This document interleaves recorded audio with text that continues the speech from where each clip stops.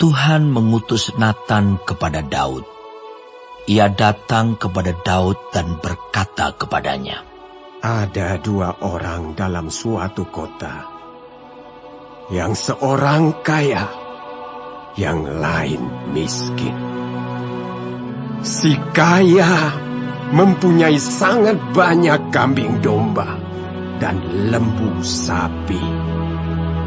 Si miskin tidak mempunyai apa-apa selain dari seekor anak domba betina yang kecil yang dibeli dan dipeliharanya. Anak domba itu menjadi besar padanya bersama-sama dengan anak-anaknya, makan dari suapnya dan minum dari pialanya dan tidur di pangkuannya, seperti seorang anak perempuan baginya.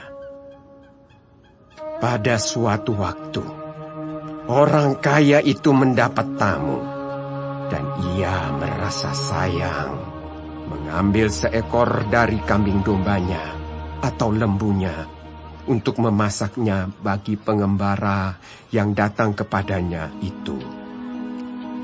Jadi, ia mengambil anak domba betina kepunyaan si miskin itu dan memasaknya bagi orang yang datang kepadanya itu.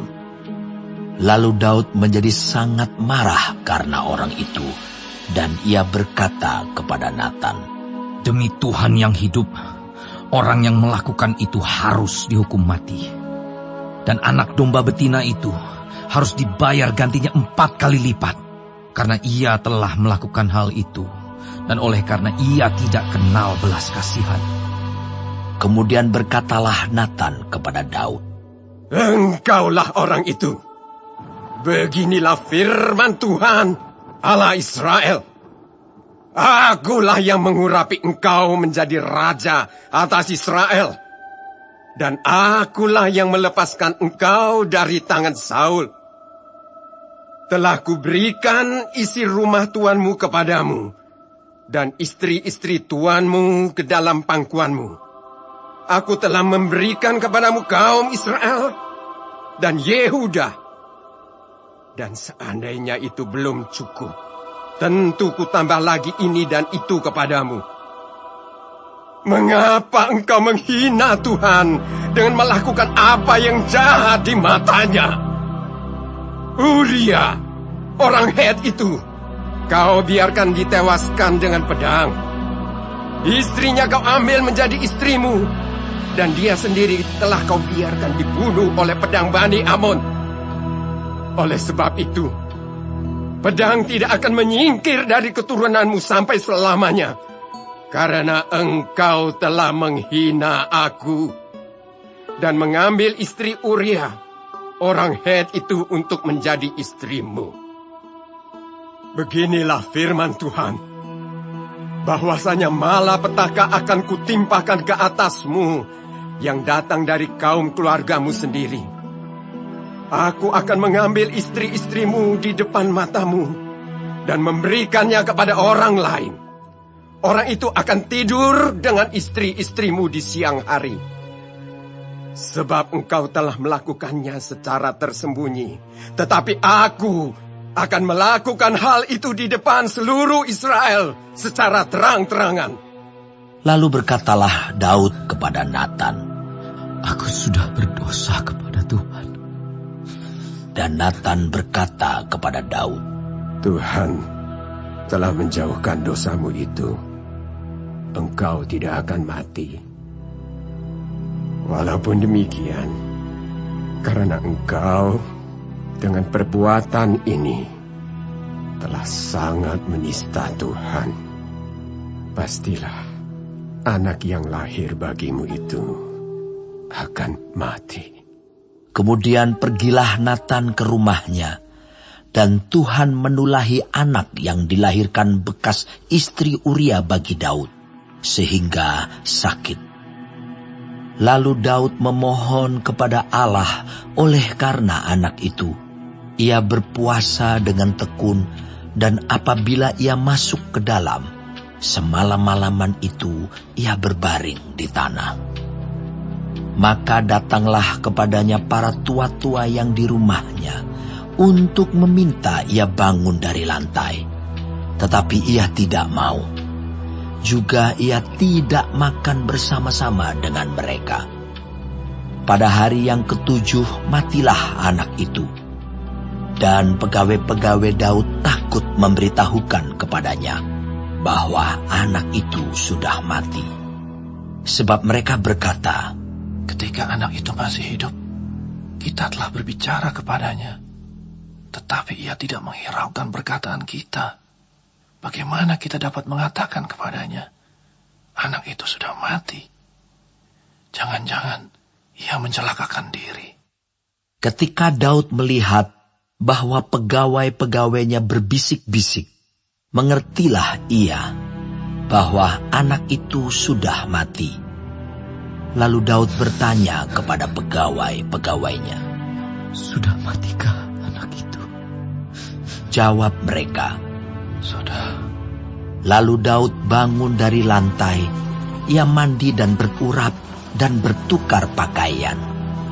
Ia masuk ke dalam rumah Tuhan dan sujud menyembah. Sesudah itu pulanglah ia ke rumahnya, dan atas permintaannya dihidangkan kepadanya roti, lalu ia makan. Berkatalah pegawai-pegawainya kepadanya, apakah artinya hal yang kau perbuat ini? Oleh karena anak yang masih hidup itu, engkau berpuasa dan menangis. Tetapi sesudah anak itu mati, engkau bangun dan makan. Jawabnya, selagi anak itu hidup, aku berpuasa dan menangis. Karena pikirku, siapa tahu Tuhan mengasihani aku, sehingga anak itu tetap hidup. Tetapi sekarang ia sudah mati. Mengapa aku harus berpuasa? Dapatkah aku mengembalikannya lagi? Aku yang akan pergi kepadanya. Tetapi ia tidak akan kembali kepadaku. Kemudian Daud menghibur hati Batsheba, istrinya. Ia menghampiri perempuan itu dan tidur dengan dia. Dan perempuan itu melahirkan seorang anak laki-laki. Lalu Daud memberi nama Salomo kepada anak itu. Tuhan mengasihi anak ini.